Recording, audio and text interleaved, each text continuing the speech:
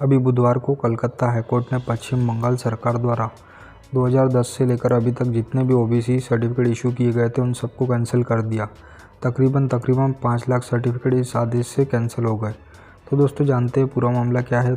तो दोस्तों अभी बुधवार को इन पीआईएल्स में कोलकाता हाईकोर्ट की जस्टिस चक्रवर्ती और जस्टिस मंता की डिवीज़न बेंच ने अपना फैसला सुनाया।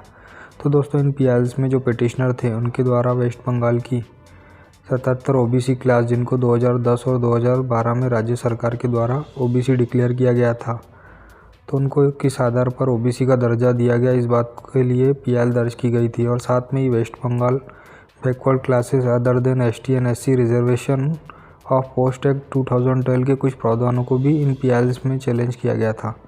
तो दोस्तों इस केस में कोलकाता हाईकोर्ट ने यह पाया कि सुप्रीम कोर्ट ने इस केस में पहले ही बताया कि अगर किसी राज्य को संविधान के अनुच्छेद 16(4) के अनुसार एसटी एससी को छोड़कर अन्य बैकवर्ड क्लास के लोगों के लिए अगर एम्प्लॉयमेंट में रिजर्वेशन रखनी है तो उनको उसकी प्रोसीजर क्या है।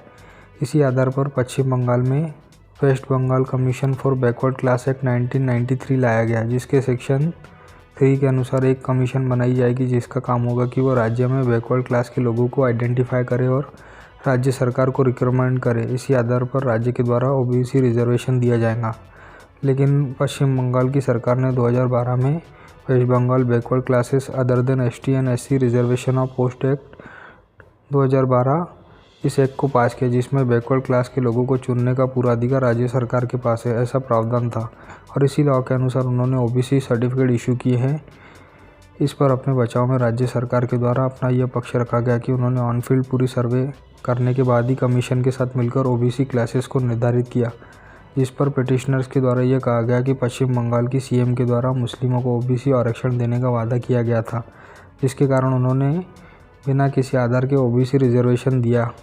तो कोलकाता हाईकोर्ट के द्वारा भी इसी बात को माना गया और पश्चिम बंगाल सरकार के द्वारा 2010 से लेकर अभी तक जितने भी ओबीसी सर्टिफिकेट राज्य सरकार के द्वारा इशू किए गए थे उनको कैंसिल कर दिया गया। और साथ में ही West Bengal backward classes other than ST and SC reservation of post act 2012 की भी धाराएं जो कि असंवैधानिक थी, जिनमें सिर्फ राज्य को पावर दी गई थी, उनको भी स्ट्रक डाउन कर दिया गया। लेकिन साथ में ही कोर्ट ने यह आदेश जरूर दिया कि जिन लोगों को इन सर्टिफिकेट्स के जरिए राज्य सरकार में कोई भी पोस्ट मिली होगी उनसे वो पोस्ट नहीं छीनी जाएंगी, लेकिन आज के बाद इन सर्टिफिकेट का इस्तेमाल नहीं किया जा सकेगा।